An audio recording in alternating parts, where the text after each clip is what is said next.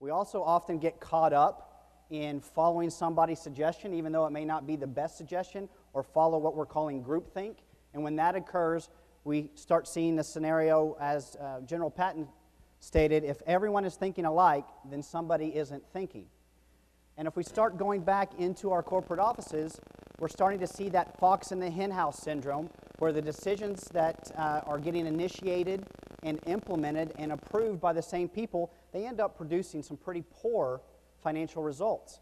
Now, if we would only allow some of our other employees to get engaged in the decision-making process or encourage a culture of strategic thinking, we start seeing financial success as well as the speed and execution of our projects increase.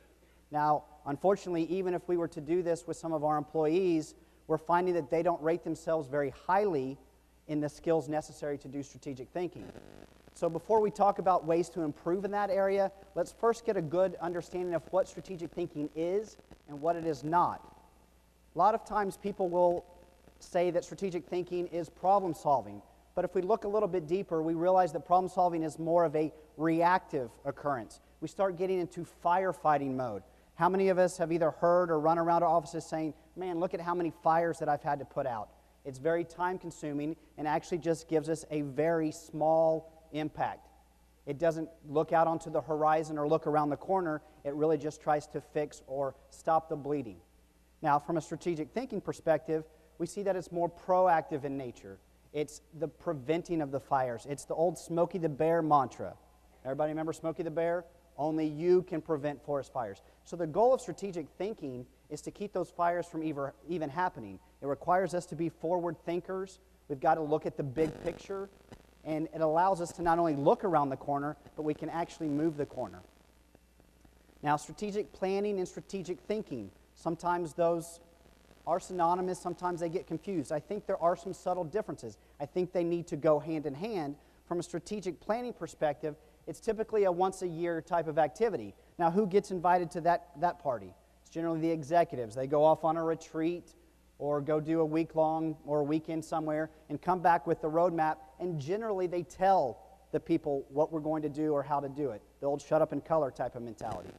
Now, we tend to focus maybe on the year at hand. Maybe we're developing 2 or 3 year roadmaps. Anything further than 3 years tends to make it obsolete based upon the advancements in technology and the way the world is changing around us.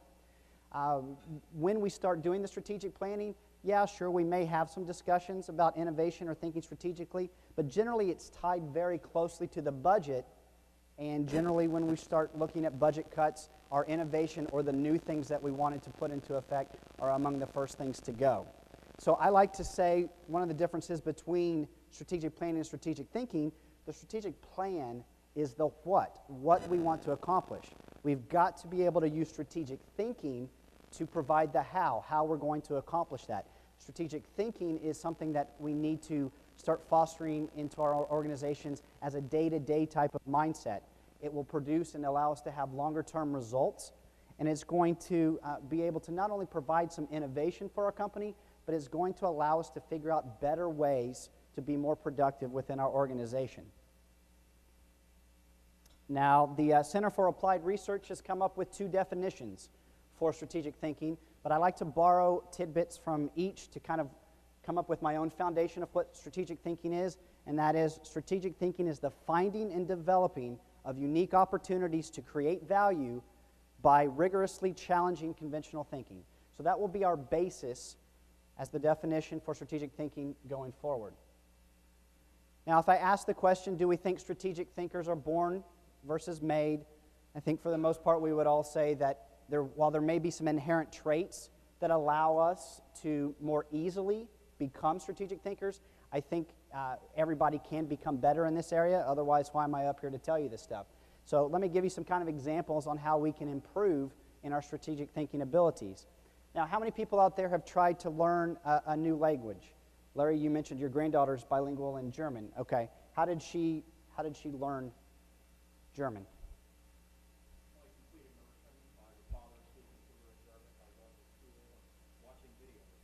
Okay, so some people may have read a textbook or taken a class. They may do Rosetta Stone, but the best way to learn a new language is through immersion, and it's also the best way to solve complex business environments as well.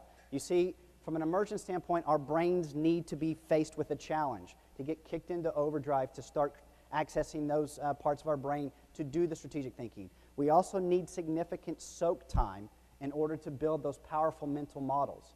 So making something from nothing, taking a current situation and doing something different with it. These two images are made, even though it appears there's a vase or two faces or an upside-down triangle, it's really the absence of material in the other shapes that create this new image. And if there are people out there who play at the game of golf like myself, you know that sometimes they do some advertising out on the golf course. The problem is most of the advertising was done what? At the tee box. Well, the problem is that we do different tee box. We start from different locations. If you're like me, you're trying to remember the 108 things that you have to do to get your body in alignment to even hit the ball off the little tee. And so they weren't getting much productivity or much return on the advertising there. But a company called Envision Golf decided to put the advertising out on the flags. Because regardless of what tee box you're hitting from, your goal is still to put the ball in the hole, and you still got to lift the flag out of the hole. And nowadays we have these rangefinders, so forever on the course, you're zooming in on the flag. And so they found a considerable return and more eyeballs on the advertisements on the flag versus doing it at the tee box. Flags have been around a long time. Advertising on golf courses have been around for a long time. So they took something that was there and made something new. Another company called Alchemy Goods in New York, New Jersey. New York and New Jersey was having some issues with disposing of the tires, the rubber tires. And Alchemy Goods said, hey, we'll take them off your hands for you. You don't have to pay to dispose of them. We'll take them. So they took those used rubber tires and they turned them into messenger carrying bags. You see the people on the bicycles going up and down. So very sturdy, very weatherproof bags, taking something that somebody was ready to throw away and made some new value out of it. So our goal here for making something from nothing is looking at ways to add value that aren't apparent to others. And if you remember, the working definition that we had about what strategic thinking was finding that new value.